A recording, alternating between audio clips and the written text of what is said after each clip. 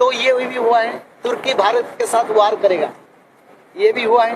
13 मुसलमान कंट्री भारत के साथ मिलकर वार करेंगे, ये भी हो रहा है। यूनिफिकेशन हो गए और नाटो हमको विरोध करेगा और नाटो डिवीजन होगा, ये भी लिखा है। और रसिया हमारा बंधु बनेगा, ये भी हो रहा है। तो जो लिखा है इसमें परिवर्तन कुछ नहीं। उत्तराखंड का प्रलय में जाएगा, ये पुस्तक में लिखा था, उत्तराखंड जल प्रलय में जाएगा। आज क्या हो रहा है? इस पुस्तक में हमने लिखे अपनी 30 साल पहले का ये रचना है।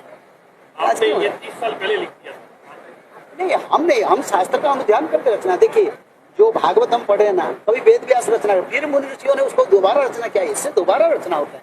शास्त्र तो अपना विचारधारा नहीं, वो तो थर्ड वर्ल्ड वॉर की भी आशंका नजर आ रही है। थर्ड वर्ल्ड वॉर 2027 के बीच में होगा और एटॉमिक वार होगा, एक साथ एटॉमिक वार में शुरू। क्या परिणाम क्या रहेगा, ये भी है कि भारत कहाँ रहेगा क्या? 93% लोग वास्तव, 7% लोग बचेंगे जो धर्म और सत्यता को बुझे हैं, सनातन को समझे। कोई लोग फिर तो केवल साधु सन्यासी के महात्मा ही बच पाएंगे। साधु सन्यासी महात्मा नहीं है, आप भी महात्मा, क्योंकि आप भी धर्म कार्य करते हैं, आप भी लोगों का सेवा करते हैं। धर्म कार्य यही कहता है शास्त्र, वेशभूषा से साधु होने से काम नहीं चले, कर्म से साधु होना चाहिए। आप भी सेवा करते हैं, जिसको अच्छा कर्म है वही बचे। आप यहाँ कथा करने आए तो किस तरह का संदेश लोगों को दे रहे हैं, किस तरह से वो अपने आप को बदले ताकि उनको ये प्रलय से बचे जाए?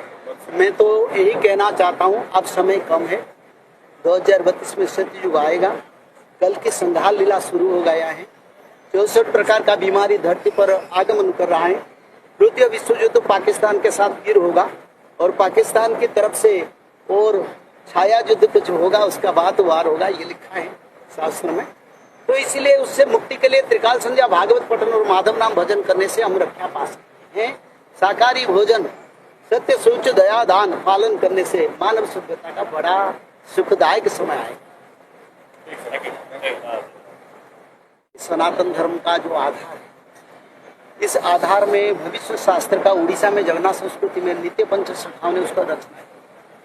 तो हमारी शास्त्र हमारे ज्ञान है, हमारा पथ है, हमारा भविष्य है।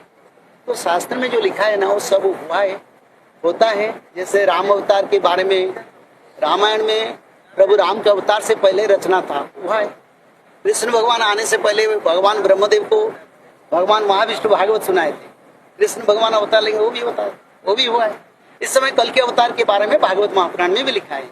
तो कल के अवतार के समय है, शास्त्र के कल की पुराण के जैसे तत्व है, भविष्य पुराण व्यासदेव के तत्व है, भविष्य मालिका पुराण ऐसे तत्व है। तो ऐसे हिसाब से सब शास्त्र के अनुसार होगा, आगे हो भी रहा है। और साथ साथ